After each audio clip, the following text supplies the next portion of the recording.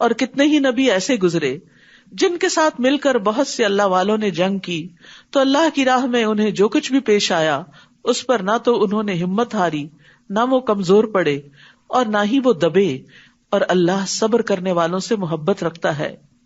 اور ان کی کوئی بات سوائے اس کے کچھ نہ تھی کہ انہوں نے گڑ گڑا کر کہا، ربنا اغفر لنا ذنوبنا واسرافنا فی امرنا وثبت اقدامنا وانصرنا علی القوم الکافرین، اے ہمارے رب ہمارے گناہوں کو اور ہماری کسی بھی معاملے میں کی گئی ہماری زیادتیوں کو بخش دے، اور ہمارے قدموں کو جما دے، اور کافر قوم کے مقابلے میں ہماری مدد فرما۔ تو اللہ نے ان کو دنیا میں اچھا بدلہ عطا کیا، اور آخرت کا بدلہ تو کیا ہی اچھا ہے، اور اللہ احسان کرنے والوں سے محبت رکھتا ہے۔ محسن کون ہوتا ہے؟ جو دوسرے کے مقابلے میں زیادہ بہتر رویہ اختیار کرے۔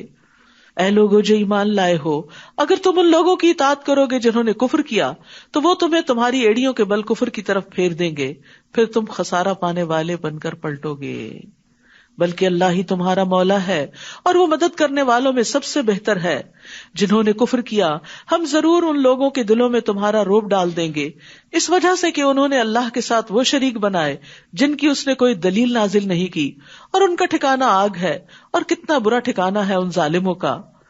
تو یاد رکھیے کہ شرک جو ہے زندگی میں خوف اور بے برکتی کا باعث ہوتا ہے، اور یقیناً اللہ نے تم سے اپنی مدد کا وعدہ سچا کر دکھایا جب تم انہیں اس کے حکم سے قتل کر رہے تھے، یعنی جنگ احد کے موقع پر، یہاں تک کہ جب تم نے بزدلی دکھائی اور رسول کے حکم کے بارے میں باہم جھگڑا کیا، یعنی ان کی بات نہ مانی، اور جو ہی اس نے تمہیں وہ چیز دکھائی یعنی مال غنیمت جس سے تم محبت رکھتے تھے، تو تم نے رسول کی نافرمانی کی، کیونکہ تم میں سے کوئی وہ ہے جو دنیا کو چاہتا ہے اور تم میں سے کوئی وہ ہے جو آخرت کو چاہتا ہے۔ پھر اس نے تمہیں ان کافروں سے پھیر دیا تاکہ وہ تمہیں آزمائے، اور یقیناً اس نے تم سے درگزر کیا، اور اللہ مومنوں پر بڑا فضل کرنے والا ہے۔ اذ تسعدون ولا تلوون علی احد والرسول یدعوکم فی اخراکم، جب تم چڑھے جا رہے تھے یعنی میدان سے بھاگ رہے تھے اور کسی ایک کو بھی مڑ کر نہ دیکھتے تھے، اور رسول تمہیں تمہارے پیچھے سے پکار رہے تھے، تو اس نے تمہیں غم پر غم دیا تاکہ تم اس پر رنج نہ کرو جو تم سے چھن گیا، اور نہ اس مصیبت پر جو تمہیں پہنچی، اور جو تم عمل کرتے ہو اللہ اس کی خوب خبر رکھنے والا ہے۔ تو اس سے یہ پتہ چلتا ہے کہ اللہ بندوں سے چاہتا ہے کہ وہ دنیا کے نقصانات پر غم نہ کریں، اسی لیے وہ بعض اوقات غم پہ غم ڈالتا ہے تاکہ بندہ غم سہنے کا ایسا عادی ہو کہ پھر پرواہ نہ کرے۔ غم انسان کے لیے تنگی پیدا کرتا ہے، اور پھر غم انسان کو کبھی مفید کاموں سے روک بھی لیتا ہے، یعنی غم کے مارے وہ اچھے کام نہیں کر سکتا۔ غم کی وجہ سے انسان کے اندر نفسیاتی گرہیں بھی لگ جاتی ہیں، تو اس لیے بہتر یہی ہوتا ہے کہ انسان اس کو جھٹک دے اور شرح صدر اختیار کرے، اپنے نفس کو اللہ کی مدد سے دعا کے ساتھ خوش رہنے کا عادی بنائے، کیونکہ اگر انسان کا سینہ کھلا ہوگا، دل میں وسعت ہوگی، فراخی ہوگی، تو راحت پائے گا، اللہ کا حکم سمجھے گا اور سمجھانے کے قابل بھی ہوگا اور نیکیوں میں آگے بڑھے گا۔ لیکن اگر وہ غم کی وجہ سے گھٹا رہا تو نیکی کے بہت سے مواقع ہاتھ سے چلے جائیں گے۔ اور یہاں اس چیز کی بھی تعلیم دی گئی کہ جو چیز چھوٹ جائے اس پر بھی غم نہیں کرنا چاہیے۔ اور پھر نبی صلی اللہ علیہ وسلم کی دعا بھی یاد رکھیے، اللہم انی اعوذ بک من الہم والحزن، اے اللہ بے شک میں تیری پناہ مانگتا ہوں غم اور دکھ اور پریشانی سے۔ پھر اس نے تم پر غم کے بعد اونگ کی شکل میں امن نازل فرمایا، یعنی عام طور پر ایسا ہوتا ہے کہ جیسے کوئی فوت ہوتا ہے نا تو بہت زیادہ انسان رو لیتا ہے، تو پھر اس کے بعد ایک عجب سی سکینت بھی طاری ہوتی ہے۔ جس نے تم میں سے ایک گروہ کو ڈھانپ لیا اور ایک گروہ کو ان کی جانوں نے فکر میں ڈال دیا، وہ اللہ کے بارے میں ناحق جاہلیت والا گمان کر رہے تھے۔ وہ کہہ رہے تھے کیا ہمارے لیے اس معاملے میں سے کسی چیز کا کوئی اختیار ہے؟ کہہ دیجئے بے شک معاملہ سارے کا سارا اللہ ہی کے اختیار میں ہے۔ وہ اپنے دلوں میں وہ کچھ چھپا رہے تھے جو وہ آپ کے لیے ظاہر نہیں کر رہے تھے۔ وہ کہہ رہے تھے کہ اگر ہمارے لیے اس معاملے میں کچھ بھی اختیار ہوتا تو ہم اس جگہ قتل نہ کیے جاتے۔ کہہ دیجئے اگر تم اپنے گھروں میں بھی ہوتے تو جن لوگوں کے حق میں قتل ہونا لکھ دیا گیا تھا وہ تو اپنی موت کے مقامات کی طرف نکل پڑتے، اور یہ اس لیے ہوا تاکہ جو کچھ تمہارے سینوں کے اندر ہے اللہ اسے آزما لے، اور تاکہ جو کچھ تمہارے دلوں میں ہے اسے خالص کر دے، یعنی کھوٹ کپٹ سب کچھ نکال دے، اور اللہ سینوں کے بھید خوب جاننے والا ہے۔ یعنی نیتوں کا کھوٹ ہو یا کام کرنے کے جذبے میں کوئی کمی ہو، تو یہ ساری چیزیں آزمائش کے وقت انسان کو ہلا دیتی ہیں، یا انسان آگے بڑھ جاتا ہے یا اور پھر پیچھے چلا جاتا ہے، اس سٹیج پر نہیں رہتا. یعنی تکلیف اور مصیبت اور آزمائش یا انسان کو ترقی دلاتی ہے یا پھر نیچے گرا دیتی ہے، پیچھے پھیر دیتی ہے. یقیناً وہ لوگ جو تم میں سے اس روز پیٹ پھیر گئے جب دو جماعتیں آمنے سامنے ہوئیں، دراصل شیطان نے انہی کی بعض کوتاہیوں کی وجہ سے انہیں پھسلا دیا تھا. یعنی نیکی کے کام کے لیے نکلے تھے، نبی صلی اللہ علیہ وسلم کے ساتھ نکلے تھے، لیکن ایک خوف زدہ خبر سن کے پیچھے ہٹنے لگے، اور پھر خاص طور پر جو منافقین پیچھے چلے گئے تھے، تو دراصل ان کے نفاق کی وجہ سے انہیں توفیق نہ ہوئی کہ وہ نبی صلی اللہ علیہ وسلم کے ساتھ جنگ میں حصہ لے سکیں. تو یاد رکھیے، اگر دلوں میں منافقت ہو تو انسان نیکی کے کاموں سے پیچھے رہ جاتا ہے، پھر اللہ تعالیٰ توفیق بھی چھین لیتا ہے. اور یقیناً اللہ نے ان سے درگزر کیا، بے شک اللہ بہت بخشنے والا ہے، بہت بردبار ہے. اے لوگوں جو ایمان لائے ہو، تم ان لوگوں کی طرح نہ ہو جاؤ جنہوں نے کفر کیا اور اپنے بھائیوں سے کہا جب وہ زمین میں سفر کے لیے یا جنگ کے لیے نکلے اور وہاں مر گئے کہ اگر وہ ہمارے پاس ہوتے تو وہ نہ مرتے اور نہ وہ قتل کیے جاتے. بعض اوقات ایسا ہوتا ہے نا، کوئی روڈ ایکسیڈنٹ میں فوت ہو جاتا ہے تو انسان بعد میں بہت حسرتیں اختیار کرتا ہے اور کہتا ہے کاش وہ نہ جاتا تو نہ مرتا. فرمایا نہیں، وہ تو اپنے بستروں میں ہوتے تو وہاں بھی مر جاتے. یہ اس لیے کہ اللہ اس بات کو ان کے دلوں میں حسرت بنا دے، اور اللہ ہی زندگی دیتا ہے اور وہی موت دیتا ہے، اور جو کچھ تم کرتے ہو اللہ اسے خوب دیکھنے والا ہے. اور البتہ اگر تم اللہ کے راستے میں قتل کیے جاؤ یا مر جاؤ تو اللہ کی طرف سے بخشش اور رحمت اس سے کہیں بہتر ہے جو دنیا میں وہ جمع کر رہے ہیں. یعنی اگر اللہ کے راستے میں موت آ بھی گئی تو کیا ہوا، آگے بہترین منزلیں ہیں، دنیا سے بہتر ٹھکانے ہیں. اور البتہ اگر تم مر جاؤ یا قتل کیے جاؤ تو اللہ ہی کی طرف تم سب اکٹھے کیے جاؤ گے. پس اے نبی، اللہ ہی کی رحمت کے باعث آپ ان کے لیے نرم خو ہو گئے، اور اگر آپ تند خو ہوتے، سنگ دل ہوتے، سخت دل ہوتے تو یہ ضرور آپ کے آس پاس سے منتشر ہو جاتے. بس آپ ان سے درگزر کیجئے اور ان کے لیے بخشش مانگیے اور ان سے اہم معاملات میں مشورہ کیجئے. پھر جب آپ کسی کام کا پختہ ارادہ کر لیں تو اللہ پر توکل کریں، بے شک اللہ توکل کرنے والوں سے محبت رکھتا ہے. یاد رکھیے، ایک داعی اور ایک لیڈر کے اندر جو بیسک کوالٹیز ہونی چاہیے، رحمت، نرمی، تواضع اور کندھے جھکا دینا، اور ساتھیوں کے لیے دعا کرنا، ان کی فکر کرنا. نرمی کاموں کو خوبصورت بنا دیتی ہے. نبی صلی اللہ علیہ وسلم نے فرمایا، بے شک نرمی جس چیز میں بھی ہوتی ہے اس کو زینت بخش دیتی ہے، اور جس چیز سے نکال دی جاتی ہے اسے بدصورت کر دیتی ہے. نرمی گھرانوں کو فائدہ دیتی ہے. رسول اللہ صلی اللہ علیہ وسلم نے فرمایا، جس گھرانے کو نرمی عطا کی گئی تو وہ ان کے لیے فائدے کا باعث ہے، اور جن سے نرمی روک دی گئی تو وہ ان کے لیے نقصان کا باعث ہے. یعنی جن گھروں میں نرمی نہیں ہوتی آپس میں ایک دوسرے کے لیے، وہاں نقصان ہی نقصان ہے. اب اس انتظار میں نہ رہے کہ دوسرے نرم ہو تو ہم نرم ہوں، ہم نرمی کا آغاز کریں. اگر اللہ تمہاری مدد کرے تو کوئی تم پہ غالب آنے والا نہیں، اور اگر وہ تمہیں چھوڑ دے تو اس کے بعد کون ہے جو تمہاری مدد کرے گا. اور اللہ ہی پر مومنوں کو توکل کرنا چاہیے. دیکھیے بار بار ان آیات میں توکل کا درس ہے کہ اللہ پہ بھروسہ کرو، اللہ تمہارے کام سنوار دے گا. کسی نبی کے لیے ممکن نہیں کہ وہ خیانت کرے، یعنی مال غنیمت میں سے کچھ اپنے لیے نکال لے. اور جو کوئی خیانت کرے گا وہ قیامت کے دن اس چیز کو لے کر آئے گا جو اس نے خیانت کی ہوگی. پھر ہر نفس کو اس کی کمائی کا پورا پورا بدلہ دے دیا جائے گا اور وہ ظلم نہ کیے جائیں گے. کیا بھلا وہ جو ہمیشہ اللہ کی رضا کی پیروی کرے اس کی طرح ہو سکتا ہے جو ہمیشہ اللہ کی ناراضگی کے ساتھ پلٹے اور اس کا ٹھکانہ جہنم ہو، اور کتنی بری ہے وہ لوٹنے کی جگہ. ہم درجات عند اللہ واللہ بصیر بما یعملون. وہ اللہ کے نزدیک مختلف درجوں میں ہیں، اور جو عمل وہ کرتے ہیں اللہ اس کو خوب دیکھنے والا ہے. لقد من اللہ علی المؤمنین اذ بعث فیہم رسولا من انفسہم یتلو علیہم آیاتہ ویزکیہم ویعلمہم الکتاب والحکمہ وان کانوا من قبل لفی ضلال مبین. یقیناً اللہ نے مومنوں پر احسان کیا. اللہ کا بہت بڑا انعام ہے، مہربانی ہے، رحمت ہے جب انہی میں سے ایک رسول ان میں بھیجا، یعنی انہی کی قوم کے اندر سے رسول اٹھایا. وہ ان پر اللہ کی آیات پڑھ کر سناتا ہے، یعنی قرآن کی تلاوت کرتا ہے اور ان کا تزکیہ کرتا ہے یعنی ان کے دلوں کے میل کچیل تک بھی نکالتا ہے، ان کے اخلاق سنوارتا ہے. انما بعثت لاتمم مکارم الاخلاق، کہ میں اخلاق کی تکمیل کے لیے بھیجا گیا ہوں. اور انہیں کتاب و حکمت کی تعلیم دیتا ہے، اور یقیناً اس سے پہلے وہ کھلی گمراہی میں مبتلا تھے. تو یاد رکھیے یہ چاروں چیزیں ساتھ ساتھ چلتی ہیں، تلاوت کتاب، تعلیم کتاب اور حکمت کے ساتھ ساتھ تزکیہ بھی، کیونکہ جب تک تزکیہ نہ ہو، اصلاح نہ ہو، تو تعلیم کا مقصد فوت ہو جاتا ہے. کیا احد میں جب تمہیں ایک مصیبت پہنچی، حالانکہ تم بدر میں اس سے دگنی پہنچا چکے تھے، تو تم کہنے لگے یہ کہاں سے آئی؟ کہہ دیجئے وہ تمہارے ہی نفسوں کی جانب سے ہے. بے شک اللہ ہر چیز پر خوب قدرت رکھنے والا ہے. اور جو مصیبت تمہیں اس روز پہنچی جب دو جماعتیں آمنے سامنے ہوئیں، تو وہ اللہ کے اذن سے تھی.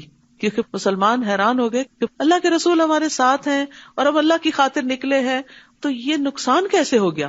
کیونکہ بعض اوقات آپ کہتے ہیں نا میں تو دین کے کام کے لیے نکلی تھی، تو نقصان کیوں ہو گیا؟ تو یہ بھی اللہ کے اذن سے ہی ہوتا ہے، اور تاکہ وہ ایمان والوں کو جان لے. وہ پرکھنا چاہتا ہے کہ کون پھر بھی استقامت اختیار کرتا ہے اور کون اس رستے میں چھوٹے موٹے نقصان سے بد دل ہو کے پیچھے پلٹ جاتا ہے.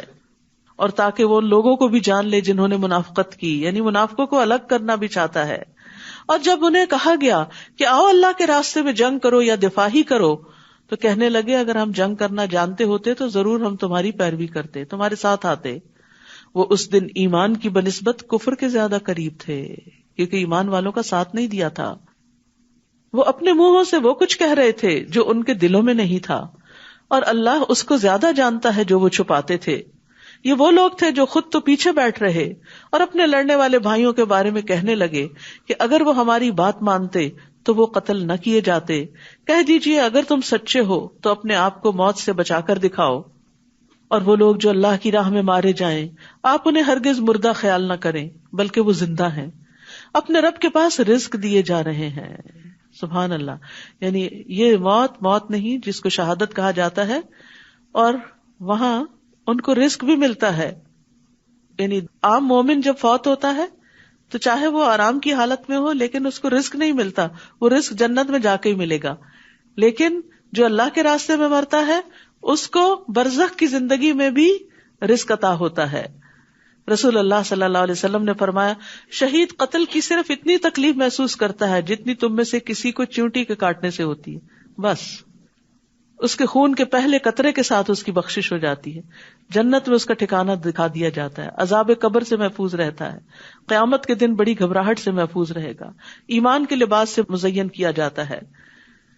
حضرت عمر رضی اللہ عنہ دعا کیا کرتے تھے اللہم ارزقنی شہادتا فی سبیلک واجعل موتی فی بلد رسولک صلی اللہ علیہ وسلم. اے اللہ مجھے اپنے راستے میں شہادت عطا کر اور میری موت اپنے رسول صلی اللہ علیہ وسلم کے شہر میں مقدر کر دے، یعنی مدینہ میں موت دینا. اللہ نے انہیں اپنے فضل سے جو کچھ عطا کیا اس پر وہ خوش ہیں، اور جو ان کے پیچھے ایمان والے ابھی تک شہید ہو کر ان سے نہیں ملے ان کے بارے میں بھی وہ خوشیاں منا رہے ہیں. کس بات کی؟ کہ وہ بھی ہمارے نقش قدم پر ہیں، کہ ان پر نہ کوئی خوف ہوگا اور نہ وہ غمگین ہوں گے. جب آپ کسی منزل تک پہنچ جاتے ہیں تو جو دوسرے لوگ اس منزل کے راہ رو ہوتے ہیں ان کے بارے میں بھی آپ خوش ہوتے ہیں کہ جس لائف کو یا جس چیز کو آپ انجوائے کر رہے ہیں وہ بھی وہاں تک پہنچیں گے. تو مومن جو ہوتا ہے وہ دوسرے مومن کی خوشی پر خوش ہوتا ہے، یہ بھی ایمان کی علامت ہوتی ہے. وہ اللہ کی نعمت اور فضل پر خوش ہوتے ہیں. یہ دنیا سے شروع کرنا پڑتا ہے، جب جا کے مرنے کے بعد فضل جب حقیقی شکل میں مل جاتا ہے تو اس پر خوش ہوتا ہے. اور یقیناً اللہ مومنوں کا اجر ضائع نہیں کرتا. وہ مومن جنہوں نے احد میں زخم لگنے کے باوجود اللہ اور رسول کے حکم پر لبیک کہا، ان میں سے جنہوں نے احسان اور تقوی کی روش اختیار کی ان کے لیے بہت بڑا اجر ہے. یعنی اگرچہ شکست ہوئی پھر بھی بد دل نہیں ہوئے، پھر بھی احسان کی روش اختیار کی.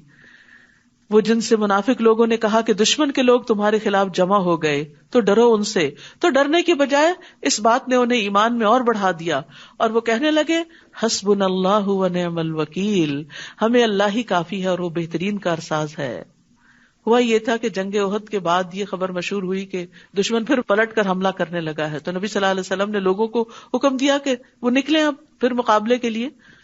زخموں سے چور لوگ، تھکے ہارے، یعنی صرف جسمانی زخم نہیں تھے، دل میں بڑے بڑے زخم لگ چکے تھے کیونکہ مدینہ کے ہر گھر سے کوئی نہ کوئی شہید ہو چکا تھا. لیکن اس کے باوجود وہ پھر اٹھ کھڑے ہوئے. سوچئے اگر آپ ایک دن تھکے ہوں کسی کام میں, دوسرے دن پھر بلا لیا جائے تو ہمارا حال کیا ہوتا ہے, کہ ان کو ہم پہ رحم نہیں آتا. لیکن یہ بھی ایک بڑی سخت آزمائش تھی کہ اس وقت انہیں خوف بھی دلایا گیا, غم بھی تھا, خوف بھی تھا, جسمانی زخم بھی تھے, لیکن پھر بھی وہ کہنے لگے حسبنا اللہ و نعم الوکیل. یعنی جب چیزیں بہت مشکل ہو جایا کرے نا تو اللہ سے مدد مانگا کرے, حسبنا اللہ و نعم الوکیل. یہ وہ کلمہ ہے جسے ابراہیم علیہ السلام نے اس وقت کہا جب ان کو آگ میں ڈالا گیا تھا تو آگ ان پر ٹھنڈی ہو گئی تھی. سبحان اللہ. تو اسی طرح مشکل کام آسان ہو جائیں گے جب آپ حسبنا اللہ پڑھ لیں گے. تو وہ اللہ کی نعمت اور فضل کے ساتھ لوٹے. وہاں جا کر انہوں نے تجارت کی اور نفع کما کر آئے, اور انہیں کوئی تکلیف بھی نہ پہنچی. یعنی جس چیز سے وہ ڈر رہے تھے دشمن بھی بھاگ گیا, اور انہوں نے اللہ کی رضا کی پیروی کی, یعنی اللہ کے فیصلے پر راضی ہو گئے. اور اللہ بہت بڑے فضل والا ہے. یہ توکل کے 4 انعام تھے کہ نعمت ملی, فضل ملا, تکلیف دور ہوئی اور اللہ کی رضا حاصل ہوئی. یہ تو شیطان ہی ہے جو تمہیں اپنے دوستوں سے ڈراتا ہے, تو تم ان سے نہ ڈرو اور مجھ ہی سے ڈرو اگر ہو تم ایمان لانے والے. اور جو لوگ کفر میں بھاگ دوڑ کر رہے ہیں وہ آپ کو غمگین نہ کریں, بے شک وہ اللہ کو ہرگز کچھ بھی نقصان نہیں دے سکتے. اللہ چاہتا ہے کہ ان کے لیے آخرت میں کوئی حصہ نہ رکھے اور ان کے لیے بہت بڑا عذاب ہے. یہاں مومنوں کی حوصلہ افزائی کی جا رہی ہے کہ ان کے دشمن ان کو کچھ بھی نقصان نہیں دے سکتے. اصل ضرورت ہے اپنا ایمان سلامت رکھنے کی. یقیناً وہ لوگ جنہوں نے ایمان کے بدلے کفر خرید لیا وہ ہرگز اللہ کا کچھ بھی نہ بگاڑ سکیں گے, اور ان کے لیے دردناک عذاب ہے. یقیناً کفر کرنے والوں کو جو ڈھیل ہم دے رہے ہیں وہ اسے اپنے حق میں ہرگز اچھا خیال نہ کریں. یعنی اللہ کی نافرمانی کے باوجود اگر کوئی مصیبت نہیں آ رہی تو یہ مت سمجھو کہ اللہ راضی ہے تم سے. بے شک یہ ڈھیل تو ہم انہیں اس لیے دے رہے ہیں تاکہ وہ گناہوں میں اور زیادہ بڑھ جائیں, اور ان کے لیے رسوا کن عذاب ہے. یہ بھی بڑی ڈرنے کی بات ہے کہ انسان اللہ کی نافرمانی کرے اور دنیا میں اس پر کوئی آزمائش اور امتحان نہ ہو, اور انسان سمجھے کہ میں جو کر رہا ہوں ٹھیک ہی کر رہا ہوں. کیونکہ جب مشکل آتی ہے تو انسان اپنی غلطیوں کا سوچتا ہے. اور ایسا نہیں ہو سکتا کہ اللہ مومنوں کو اسی حال پہ چھوڑ دے جس پر تم اس وقت ہو, یہاں تک کہ ناپاک کو پاک سے الگ کر دے. اور نہ ہی اللہ ایسا ہے کہ تمہیں غیب پر مطلع کرے, لیکن اس کے لیے وہ اپنے رسولوں میں سے جسے چاہتا ہے چن لیتا ہے. بس اللہ اور اس کے رسولوں پر ایمان لے آؤ. اگر تم ایمان لاؤ گے اور تقوی اختیار کرو گے تو تمہارے لیے بہت بڑا اجر ہے. وَإِن تُؤْمِنُوا وَتَتَّقُوا فَلَكُمْ أَجْرٌ عَظِيمٌ.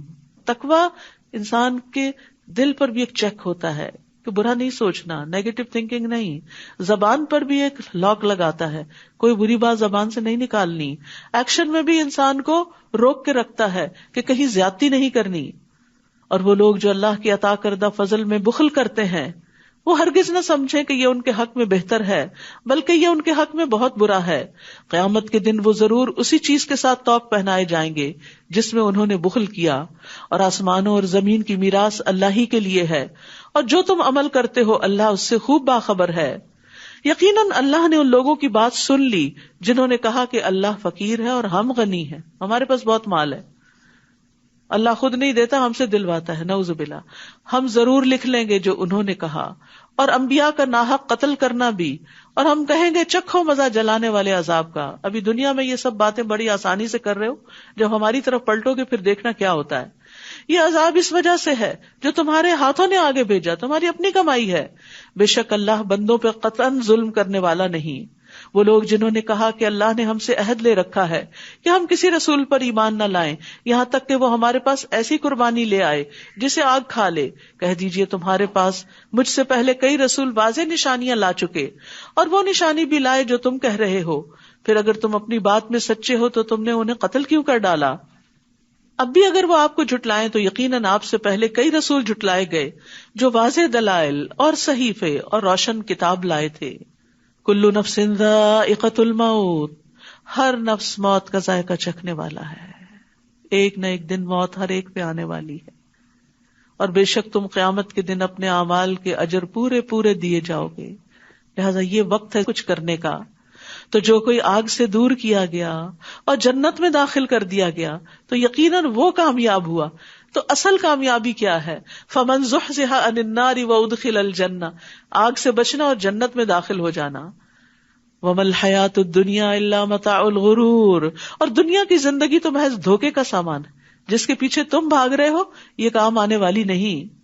خوشبخت وہ ہے جس کی موت اس کی رب کی رضا میں آئے، اور دھوکے میں وہ ہے جو دنیا کے سامان پر اور دنیا کی دولت پر انحصار کر کے بیٹھا ہو، جو دنیا کے ذریعے دھوکے میں ڈالا گیا ہو. یاد رکھیے رسول اللہ صلی اللہ علیہ وسلم نے فرمایا جنت میں ایک کوڑا رکھنے کی جگہ دنیا اور جو کچھ اس میں ہے سب سے بہتر ہے. تم اپنے مالوں اور جانوں میں ضرور بضرور آزمائے جاؤ گے، اور تم اپنے سے پہلے اہل کتاب اور شرک کرنے والوں سے یقیناً بہت سی اذیت کی باتیں سنو گے. یعنی جب تم دین پر چلو گے تو تمہیں بہت سی مخالفت کا سامنا کرنا پڑے گا. اس موقع پر کرنا کیا ہے؟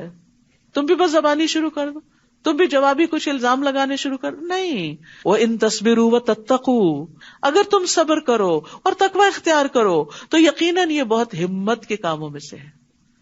تو بڑے دل والے ہی بڑی ہمتیں کیا کرتے ہیں اور پھر بڑے درجات پاتے ہیں. تو یاد رکھیے اللہ سبحانہ وتعالیٰ نے یہاں آگاہ کر دیا کہ اپنے آپ کو تکلیف کے لیے تیار رکھو. دین پر چلنا آسان نہیں، رکاوٹیں مشکلیں آئیں گی اور ہر ایک پر آزمائش آتی ہے. رسول اللہ صلی اللہ علیہ وسلم نے فرمایا سب سے سخت آزمائش انبیاء پر، پھر صالحین پر، پھر درجہ بدرجہ عام لوگوں پر، اور انسان پر آزمائش اس کے دین کے اعتبار سے ہی آتی ہے. دین میں پختگی ہو تو آزمائش میں اضافہ کر دیا جاتا ہے، کمزوری ہو تو آزمائش کم کر دی جاتی ہے. تو اللہ کی طرف سے آنے والی آزمائش پر ناراض نہیں ہونا چاہیے. جو راضی رہتا ہے اس حال میں بھی اللہ اس سے راضی ہو جاتا ہے، اور جو ناراض ہوتا ہے اللہ تعالیٰ اس سے ناراض ہو جاتا ہے. اور جب اللہ نے اہل کتاب سے پختہ عہد لیا کہ تم ضرور اسے سب لوگوں کے لیے بیان کرو گے اور تم اسے چھپاؤ گے نہیں، تو انہوں نے اس عہد کو پس پش ڈال دیا اور اسے تھوڑی قیمت میں بیچ ڈالا. تو کتنا برا ہے جو وہ بدلے میں لے رہے ہیں. آپ ہرگز ان لوگوں کو کامیاب خیال نہ کریں جو اپنے کیے ہوئے کاموں پر خوش ہوتے ہیں اور وہ چاہتے ہیں کہ ان کاموں پر بھی ان کی تعریف کی جائے جو انہوں نے کیے ہی نہیں. یہ بھی منافقین کی علامت ہے کہ کام نہ کرنا اور کریڈٹ خود لینے کی کوشش کرنا، یعنی کسی کی محنت پر تعریف چاہنا. تو آپ ہرگز انہیں عذاب سے نجات پانے والا خیال نہ کریں، اور ان کے لیے دردناک عذاب ہے. یعنی اللہ کو سب پتا ہے کہ کون کس وقت کس اخلاص کے ساتھ کیا محنت کر رہا ہے. اور آسمانوں اور زمین کی بادشاہت اللہ ہی کے لیے ہے، اور اللہ ہر چیز پر پوری قدرت رکھنے والا ہے. اور پھر یہاں سے شروع ہوتی ہے سورت آل عمران کی آخری آیات. رسول اللہ صلی اللہ علیہ وسلم نے فرمایا آج رات مجھ پر چند آیات نازل ہوئی ہیں، اس آدمی کے لیے ہلاکت ہے جس نے ان کو پڑھا لیکن ان میں غور و فکر نہیں کیا. نبی صلی اللہ علیہ وسلم تہجد کے وقت وضو کرنے سے پہلے ان آیات کو پڑھا کرتے تھے. کیا ہے یہ آیات؟ ان فی خلق السماوات والارض واختلاف اللیل والنہار لآیات لأولی الالباب، بے شک آسمانوں اور زمین کی تخلیق میں اور دن اور رات کی آمد و رفت میں عقل والوں کے لیے بہت سی نشانیاں ہیں، تاکہ وہ اس میں غور و فکر کریں اور نشانیوں کو پائیں اور ان کے ذریعے اللہ تک پہنچیں. کون ہے یہ عقل مند؟ الذین یذکرون اللہ قیاما وقعودا وعلی جنوبہم، جو کھڑے اور بیٹھے اور اپنے پہلوؤں پر لیٹے اللہ کو یاد کرتے ہیں، اور وہ آسمانوں اور زمین کی تخلیق میں غور و فکر کرتے ہیں.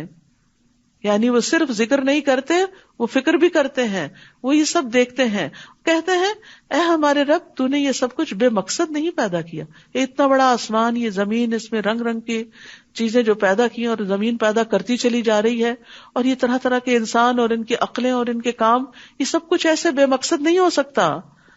تو پاک ہے کہ کوئی بے مقصد کام کرے، بس ہمیں آگ کے عذاب سے بچا لے. تو یہاں ذکر کو غور و فکر پر مقدم رکھا گیا ہے.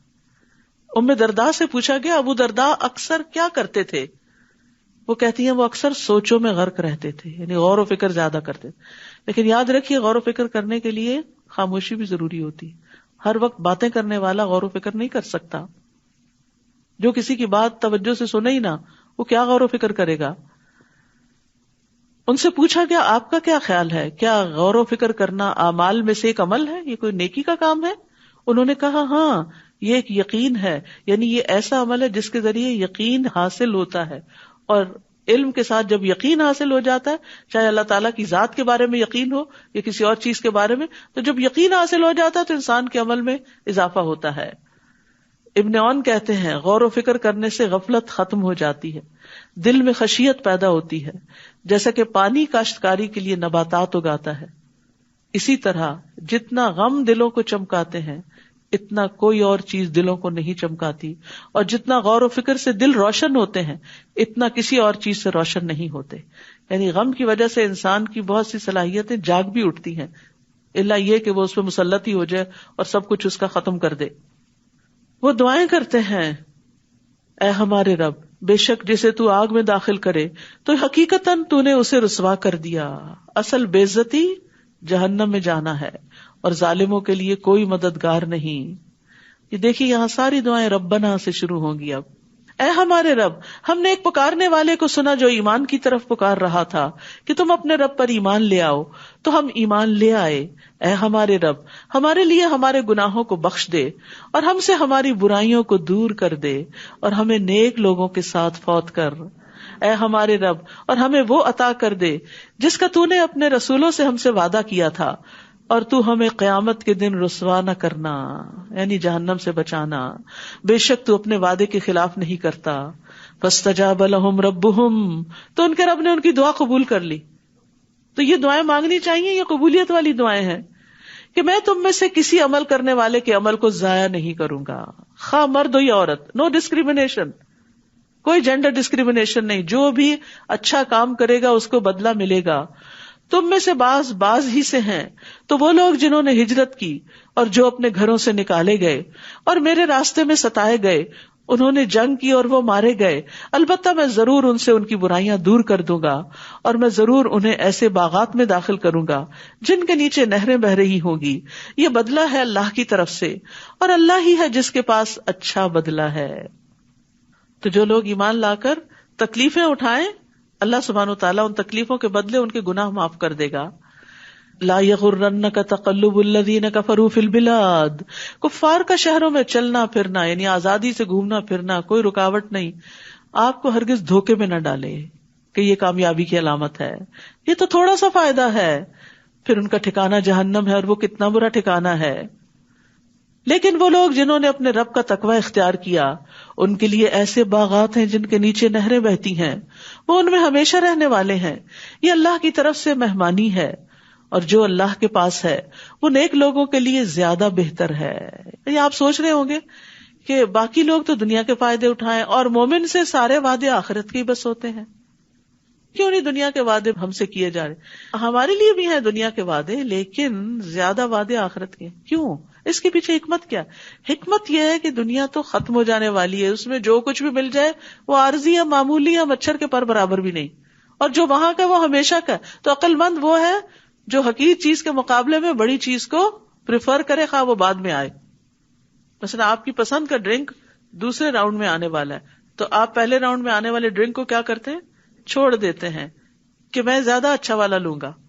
تو اگر دنیا میں کچھ نہیں بھی ملتا تو کوئی بات نہیں، اللہ کا وعدہ جھوٹا نہیں، اللہ کے سارے وعدے سچے ہیں. اللہ پر ایمان، اعتماد اور یقین یہی تو ہے کہ اس کے وعدوں کو سچا مانتے ہوئے جو کرنے کے کام ہے وہ کرتے چلے جائیں. اسی کا تو اجر ہے کہ اعتماد ہے، بھروسہ ہے ہمیں اللہ پر کہ وہ سچ کہہ رہا ہے، وہ ضرور اپنے وعدے پورے کرے گا. اور بے شک اہل کتاب میں سے کچھ ایسے بھی ہیں جو اللہ پر ایمان رکھتے ہیں اور اس پر جو آپ کی طرف نازل کیا گیا اور اس پر بھی جو ان کی طرف نازل کیا گیا، اللہ کے لیے جھکنے والے ہیں. اللہ کی آیات کو تھوڑی قیمت کے عوض نہیں بیچتے، یعنی دین کو دنیا کی خاطر نہیں بیچتے. ایسے ہی لوگوں کا اجر ان کے رب کے پاس ہے، بے شک اللہ جلد حساب لینے والا ہے. یا ایھا الذین آمنوا اصبروا وصابروا ورابطوا واتقوا اللہ لعلکم تفلحون. اے لوگو جو ایمان لائے ہو، صبر کرو اور مقابلے میں مضبوط رہو اور تیار رہو اور اللہ کا تقوی اختیار کرو تاکہ تم کامیاب ہو جاؤ. یہاں پر آپ دیکھیے سورت میں جو چیز بار بار ریپیٹ ہوئی کامیابی کی علامت، وہ کیا ہے؟ صبر اور تقوی. صبر تکلیف دہ چیز کے پیش آنے پر، اور تقوی تکلیف دہ حالات میں بھی اللہ کی اطاعت پر جمے رہنے پر. تو صبر اور تقوی دونوں لازم و ملزوم ہوتے ہیں، دونوں سے بندوں کی اصلاح بھی ہوتی ہے. تو کچھ لوگ ہوتے ہیں جو صبر کرتے ہیں تقویٰ نہیں اختیار کرتے، کچھ ہوتے ہیں جو تقویٰ اختیار کرتے ہیں صبر نہیں اختیار کرتے، کچھ ہوتے ہیں جو دونوں اختیار کرتے ہیں اور کچھ ہوتے ہیں جو دونوں ہی نہیں کرتے. تو اللہ سبحانہ وتعالی ہمیں ان لوگوں میں شامل کرے جو صبر بھی کرے اور تقویٰ بھی.